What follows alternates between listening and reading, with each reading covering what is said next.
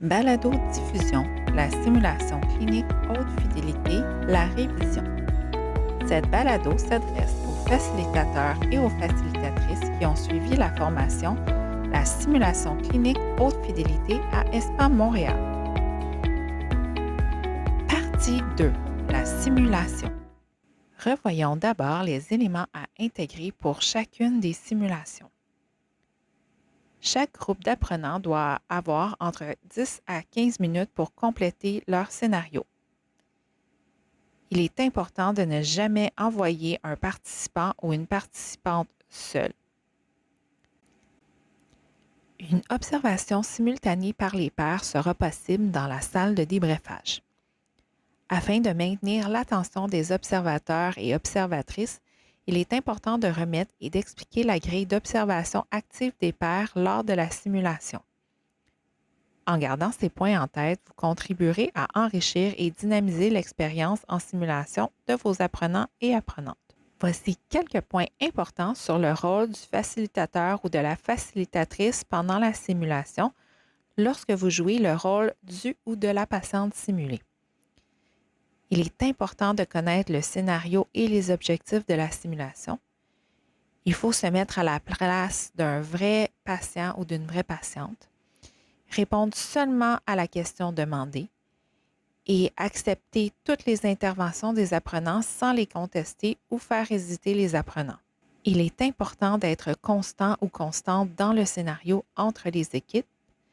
Il faut garder une attitude bienveillante envers les apprenants et les apprenantes afin de ne pas créer un stress inutile.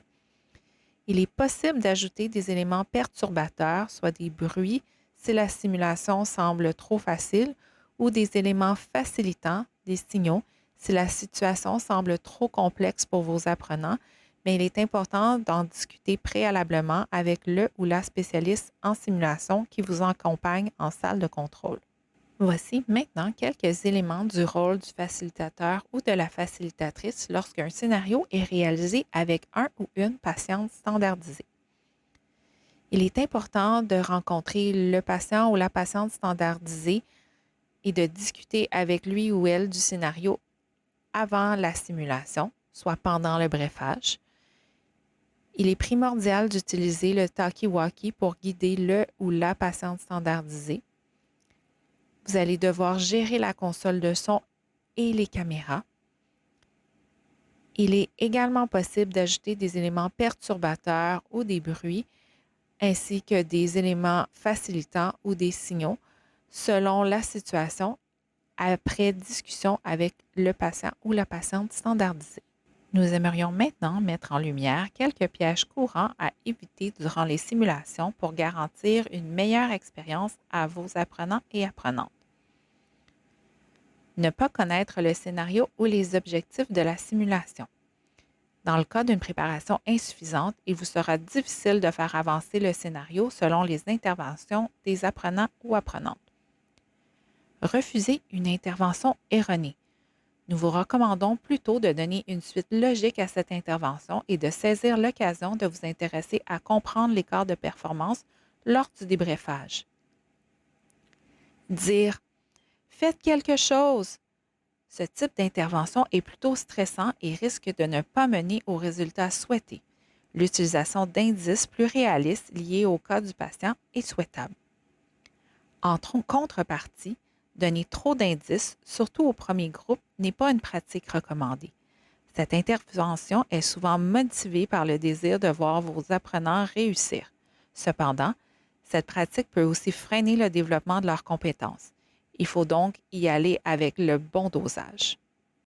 Anticiper les questions des apprenants en leur donnant des réponses avant qu'ils ne les aient demandées. Tout comme pour l'intervention précédente, cette pratique peut freiner le développement des compétences des apprenants. Dire ce qu'un vrai patient ne dirait pas ou ne demanderait pas. Par exemple, « Vous n'avez pas mis mon saturomètre », en voyant que les apprenants se questionnent lorsqu'ils ne voient pas le résultat de la saturométrie s'afficher à l'écran. Questionner sur la théorie pendant le scénario. Cela risque de briser le réalisme et ralentir la progression. Modifier de façon majeure le scénario entre les groupes. Si le script du scénario ne prévoit pas ce genre de modification, c'est que pédagogiquement, il a été conçu pour que les apprenants soient exposés de façon répétitive au même scénario afin qu'ils puissent apprendre les uns des autres. Cette pratique n'est donc pas recommandée. Voici maintenant quelques conseils quant à l'observation et la prise de notes durant un scénario de simulation. Il est important de se référer aux objectifs. Nous vous recommandons de les mettre en surbrillance avant le début de la simulation. Respectez le scénario. La personne ressource spécialisée en simulation qui vous accompagne dans la salle de contrôle peut vous aider avec cet aspect. Observez principalement les écarts de performance ou, en d'autres mots, les erreurs. Attendez-vous à l'inattendu. Nous vous suggérons de prendre des notes sur les éléments suivants: les bons coups, les moins bons coups, les attitudes, la communication et le travail d'équipe. Nous espérons que ce retour sur l'étape de la simulation et les différents rôles du facilitateur ou de la facilitatrice pendant la simulation vous aidera lors de votre prochaine activité.